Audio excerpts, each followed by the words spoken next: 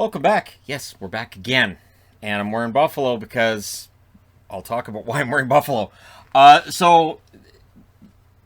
This news broke shortly after I finished the last video, and I thought, I'll wait. So I got to do my treadmill, which with it being 31 degrees out today is a little bit more of a challenge in this room, which is currently, 25.7 degrees and 50% humidity. So if you're in the U.S., you just look up 25.7 degrees Celsius, and it tells you how warm it is in here, and thus the fan at my feet. So, Darcy Kuemper is now a member of the Colorado Avalanche. So after I was done and checked everything out, the trade became official, and there seemed to be a while of them going through the details of this. So Connor Timmins goes to Arizona. Great news for Connor Timmins because he's a young defenseman, and now he gets an opportunity to perhaps become a top 6 player for the Arizona Coyotes. 2022 first-round pick. Arizona's got so many draft picks now, and it's apparently one of the conditions that we're looking at was maybe to make it playoff protected, but that's not in here, and Colorado's not missing the playoffs, so that really shouldn't be a problem.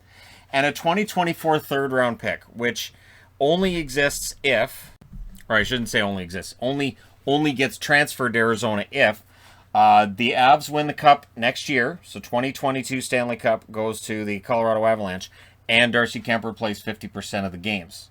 Also, Arizona's retaining $1 million of the salary/cap hit on Darcy Kuemper. So it's a pretty good deal for Arizona. And I'd be thinking, I should wear the Arizona jersey. And I thought, I've been wearing the Arizona jersey lately a few times. I like the moves they're making as a team that I believe is looking to next year's draft and looking to revamp some things in Arizona and make some big changes. So, not too shabby. So, Buffalo, there's been a lot of talk about, Buffalo, who's their goalie?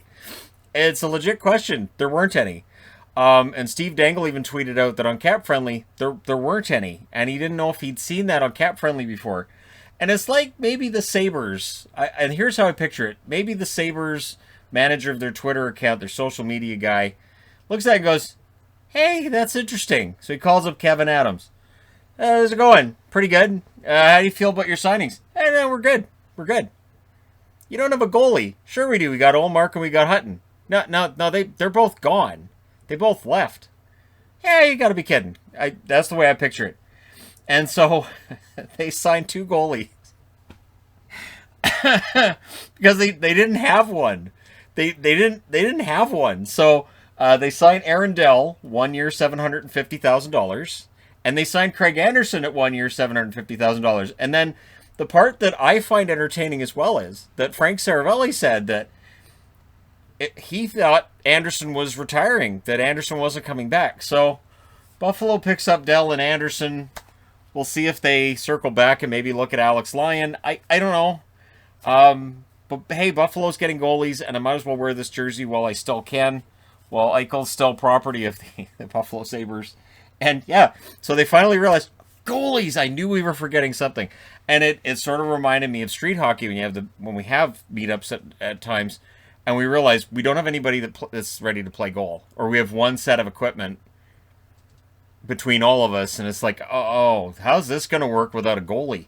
So, maybe Buffalo forgot about the goalies. That's how it looks. I know that's not what happened. It's just that's kind of how it looks. Buffalo has got themselves 2 goaltenders with NHL experience, veterans in their net, and we'll see how things go for them. Now, New Jersey, of course, made the big splash with Hamilton. They also made a pretty big splash with Jonathan Bernier, right? However, they also today were in contact with Brandon Saad and gave him an offer, but Saad is taking his time. Saad hasn't made a decision yet about who he's going to sign with. I would think that happens over the next couple of days. He's got some offers to discuss and to consider. So, New Jersey's serious about trying to improve this team through free agency. And I would think we'll also look for some improvement from within. Jack Hughes is going to get better. Nico Heischer's due for a healthy season and a breakout of his own.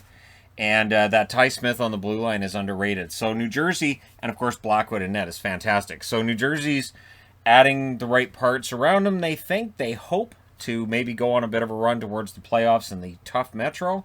Adding Saad would help. That's a 20-goal scorer right there. That would help. Dmitry Kulikov has signed a 2-year deal with Minnesota for $2.25 million per season. Kulikov, good value pickup. Kulikov had a good year last year, and I think that's a solid signing for Minnesota. So, good pickup there. The Toronto Maple Leafs, with everything that's taken place today, they have $3.5 million in cap space that apparently they are planning on using for a top 6 winger. And the speculation, and Elliot Friedman posted this, is that they're looking either in free agency to pick up a winger, so a Brandon Saad would work for that, right? Or to look through trade. And look at a team that maybe is having some cap problems and ready to get rid of a winger, like, I don't know, Vegas, and maybe make a move there to use up some more of that cap space. But there are already 4 teams, the last time I looked at Cap Friendly, that they have over the cap. And I know LTIR is going to take some of them off of there, but yeah, it's interesting to see there's already 4 teams that are listed as over the cap, and there was another 3 or 4 that have less than $1 million left in cap space. It is fascinating to see just how many GMs are already looking at their situation and going, okay, so we're out of money. And it's the start of free agency, so we'll see what happens. Again, for teams that didn't just dive in today, and I mean, Vancouver dove in with both feet. There are so many players they signed today. It's insane. So many players. Just so many. I don't know if they're going to do it again tomorrow or not. I don't think they have the contract room left. You can only have 50 guys under contract at a time. So, there you go. But let me know your thoughts regarding these moves in the comment section below as always. Don't forget to hit like and subscribe if you're browsing your way through. You just happen upon this video. And hey, thank you guys so much for watching, for all your support. I will talk to you again, maybe before the end of today, probably early tomorrow. But I will talk to you again soon.